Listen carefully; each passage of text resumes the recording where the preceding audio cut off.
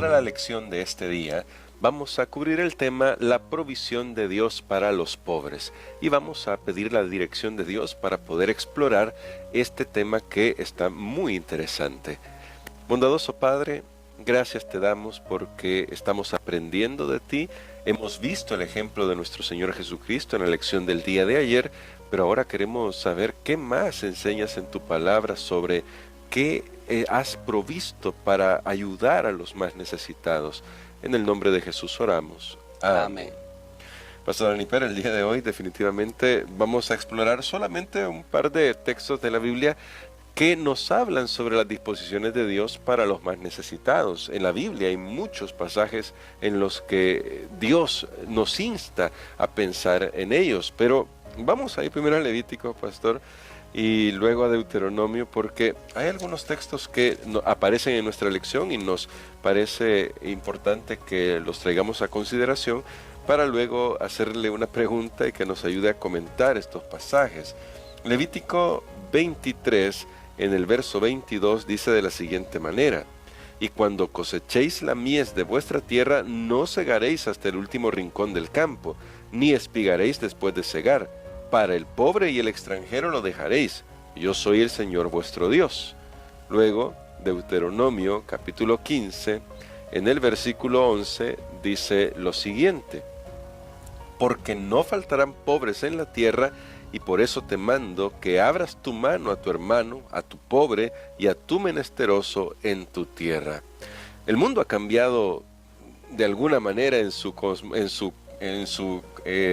forma política y todo, de la forma en que se gana la vida la gente también, pero ¿qué principios extraemos de lo que Dios esperaba, que está escrito aquí en el Pentateuco, para nosotros hoy? Bueno, creo que aquí tenemos unos pasajes que se refieren, como usted bien lo mencionaba, a la cultura y a la manera de vida del pueblo de Israel. Pero notemos que en una de esas cláusulas ahí está firmado y dice yo Jehová. O sea, esto no es una cuestión que Moisés lo dijo, una cuestión ahí que una persona lo inventó, una disposición. No, dice yo Jehová. Dios siempre saliendo en defensa del pobre. De hecho, en los profetas y a lo largo de toda la Biblia, Dios siempre se muestra interesado por ese grupo de los pobres, las viudas, el extranjero, siempre esas tres categorías, porque sumarizaban todo lo que representaba a las necesidades. Pero si ustedes notan, cuando nosotros tomamos el texto de Levítico, el capítulo número 23, ahí está diciendo algo bien importante. Y allí en Levítico capítulo 23 voy a volver a resaltar esto. Dice cuando seguéis la mies de vuestra tierra, o sea en el tiempo de la cosecha, o sea cuando hay abundancia, allí es el momento de compartir. Ese es el principio que tenemos. Dice cuando tú tengas abundancia, no estés ahí rebuscándote hasta lo último y que no le quede nada a nadie. Entonces aquí tenemos que Dios nos está diciendo, mira, tú tienes que mantener siempre y todo el año, y aunque tú no tengas, tienes que mantener a otra persona. No es eso lo que está diciendo. Dios dice, mira, yo te voy a bendecir, yo te voy a dar abundancia, de tal manera que te va a quedar para ayudar a otra persona, que tú vas a decir, no, esa parte no la voy a recoger porque yo ya tengo lo suficiente, va a quedar para otros. Ese es el gran principio que nosotros encontramos acá, y Dios hacía que hubiera abundancia para poder ayudar a otros. Ahora, ¿qué pasaba con una persona que estaba aún rebuscándose? Por eso Jesús contó una parábola de un hombre que dijo, bueno, tengo abundancia, aquí tengo mi granero, y alma, aquí se dice él a sí mismo, aquí tienen muchos bienes para muchos, dice, ese día murió. ¿Por qué? Porque no pensó de su abundancia ayudar a los demás. Creo que es un gran principio. Ahora, sé que siempre será relativo lo que es la abundancia o la pobreza, porque alguien dice, no, para mí abundancia es si yo estuviera en la lista de los millonarios del mundo. No, nunca vamos a llegar a esa lista. En nuestro nivel, cada uno debe revisar qué es lo que Dios le ha dado de abundancia para poder aplicar el texto a la actualidad. Pero vamos al otro texto de Deuteronomio, el capítulo número 15, que para mí es uno de los pasajes también muy significativos, porque está hablando del mismo concepto y de hecho para ser justos con el texto, yo creo que tenemos que leer allí mismo en el capítulo 15 el versículo 4, porque ya leímos el versículo 11 que decía, nunca faltarán pobres, y que Dios dice, abre tu mano y ayúdalos. Ya vamos a ver lo que significa eso, pero veamos el versículo 4. Que dice así: para que así no haya pobres entre tus hermanos, así el Señor te bendecirá en abundancia en la tierra que te da en herencia, en posesión.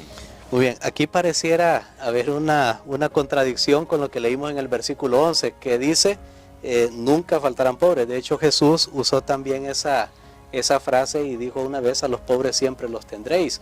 Pero en el versículo 4 dice, así no habrán mendigos. ¿Será que hay una contradicción? No, no hay una contradicción. Volvemos a lo mismo. Aquí estaba hablando de el año, que ya lo estudiamos nosotros, del año de remisión que venía cada 7 años. Entonces, ¿qué está diciendo Dios cuando Él dice, así no habrá mendigos entre los tuyos, pues Jehová tu Dios te bendecirá?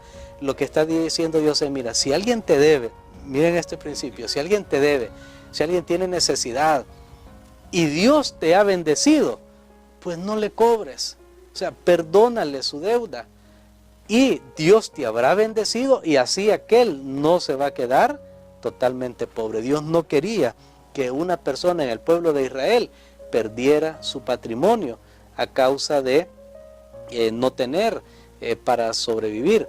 Entonces es lo que está diciendo. Dios dice, yo te voy a bendecir y si alguien pues un día no te pagó, no te dio, perdónale porque yo te voy a bendecir a ti. Dios siempre estaba pensando en el pobre. Ahora, no podemos usar esto como una excusa para no cumplir nuestras obligaciones, porque ya lo vimos. Toda persona que tiene una deuda, lo vimos en el tema de la deuda, está obligado a pagar su deuda. Pero si usted le perdona a la persona que usted le debía y porque Dios le ha bendecido y le da esa tremenda lección, bueno, eso es lo que Dios desea.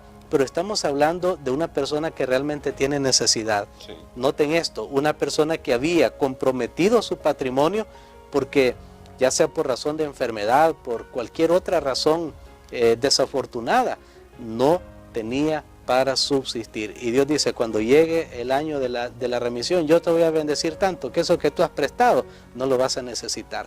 Creo que ese es el nivel que Dios quiere bendecirnos, siempre a fin de poder ayudar a otras personas. Amén. Y por eso creo, pastor, que hay varios textos en los que se dice el que ayuda al pobre es como que le preste a Dios y textos que nos invitan a servir a los demás porque Dios siempre está listo para bendecir. Pero ahora, pastor, ahora vengamos a nuestro tiempo y para aplicar este concepto, porque aquí es donde es importante la cosmovisión en nuestro mundo en el que se ha implantado la visión del darwinismo, de la evolución. Incluso ha llegado a tenerse el concepto del darwinismo social o darwinismo social, en el que es más apto el que va a superarse y por lo tanto el que no se supera es porque no quiere y ni modo, tiene que irse quedando rezagado. ¿Cómo estos principios nos ayudan a combatir esa ideología que en realidad es una ideología que solo muestra una visión equivocada de la vida y del mundo? Bueno, lastimosamente esas filosofías que no están apoyadas en la palabra de Dios, realmente lo que están diciendo, en otras palabras, lo que usted dijo, en otras palabras es, mira, no ayudes a un débil, porque entonces la sociedad se hará más débil. No ayudes al enfermo, no ayudes al necesitado. Y decía, por ejemplo, uno de estos mismos filósofos, si tú ves algo en el mundo que resbala, empújalo. O sea, termínalo, de que se caiga. Qué terrible. Ese es el pensamiento naturalista, ese es el pensamiento centrado en el hombre. Entonces ahí vino luego grandes tragedias en la humanidad. Entonces la gente buscó una raza superior y ahí vino la persecución contra aquel que era débil, que era considerado más débil. Pero definitivamente esa no es la filosofía del cristiano. Ya lo vimos, que Jesús mismo se identifica con los pobres y Él dice: el Espíritu del Señor está sobre mí para dar buenas nuevas a los pobres, a los quebrantados, a los prisioneros. Y sabe que Dios se encarga, porque en la Biblia dice, Dios aborrece a los soberbios. A una persona que tiene esa filosofía, Dios la aborrece, y Dios de cuando en cuando da lecciones, que de repente los poderosos ya no son más poderosos, y aquellos que eran considerados débiles, ahora logran estar en el trono.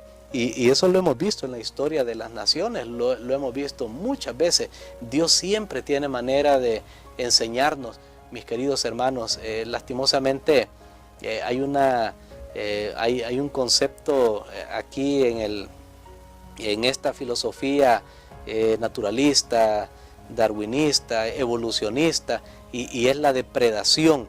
El más fuerte pues ataca, el más fuerte se aprovecha del más débil, y Jesús dijo: con vosotros no será así. ¿Quieres tú ser grande aquí en el reino? Tienes que ser el menor, tienes que ser el que sirve, tienes que ser el que ayuda, el que sostiene al débil. Y en este caso estamos hablando nuevamente, estamos hablando de personas que por circunstancias, por enfermedad, por desgracias de la vida, han caído en una situación de dependencia. No así, y sí quiero hacer una aclaración a esta altura, hermano Gerson, no así, no estamos hablando de alguien que haya caído en pobreza o en deuda por falta de previsión, por falta de trabajo, por falta de diligencia.